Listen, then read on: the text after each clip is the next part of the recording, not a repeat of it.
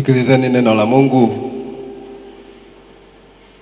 Kitabu cha nabii Yeremia sura ya 17 na aya ya 5. Sikilizeni neno la Mungu. Kitabu cha nabii Yeremia sura ya 17 aya ya 5.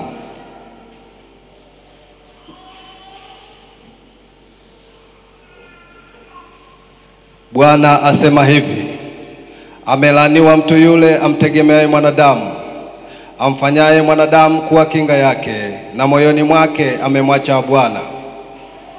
Maana atakuwa kama fukara nyikani, hataona yatakapotokea mema, bali atakaa jangwani palipo ukame, katika nchi ya chumvi isiyokaliwa na watu.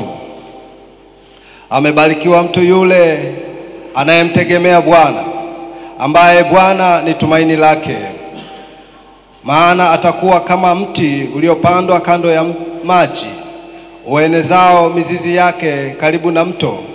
Hautaona hofu wakati wa hali ujapo, bali jani lake litakuwa bichi, wala hautahangaika mwaka wa uchache wa mvua, wala hautaacha kuzaa matunda.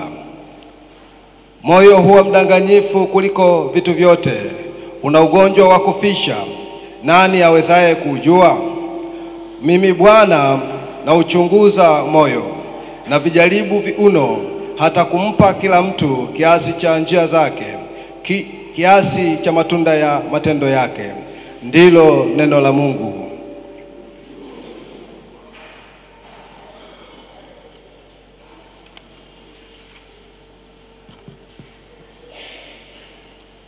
Sikilizeni neno la Mungu. Waraka wa kwanza wa Paulo mtume kwa Watesalonike sura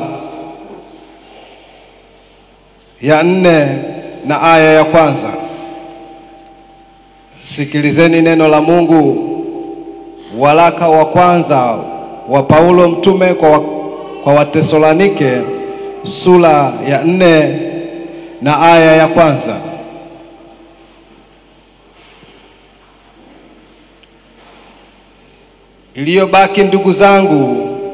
Iliyobaki ndugu, tunakusihini na kuwaonya kwamba mwenende katika Bwana Yesu, kama mlivyopokea kwetu, jinsi iwapasavyo kuenenda na kumpendeza Mungu. Kama nanyi mnavyoenenda, vivyo hivyo mpate kuzidi sana, kwa kuwa mnajua ni maagizo gani tuliyowapa kwa Bwana Yesu. Maana hayo ndiyo mapenzi ya Mungu, kutakaswa kwenu muonekane na kutakaswa kwenu muepukane na uasherati. Kila mmoja wenu ajue kuweza mwili wake katika utakatifu na heshima, si katika hali ya tamaa mbaya kama mataifa wasiomjua Mungu.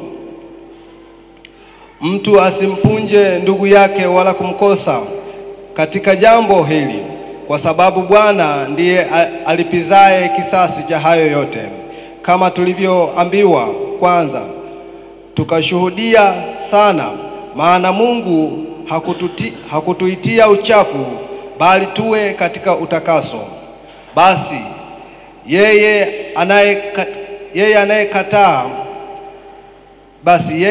anayekataa hakatai mwanadamu, bali Mungu anayewapa ninyi Roho wake Mtakatifu.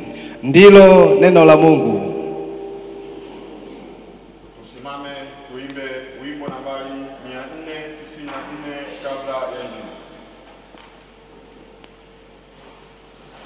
Tusimame tuimbe wimbo nambari 494 kabla ya Injili.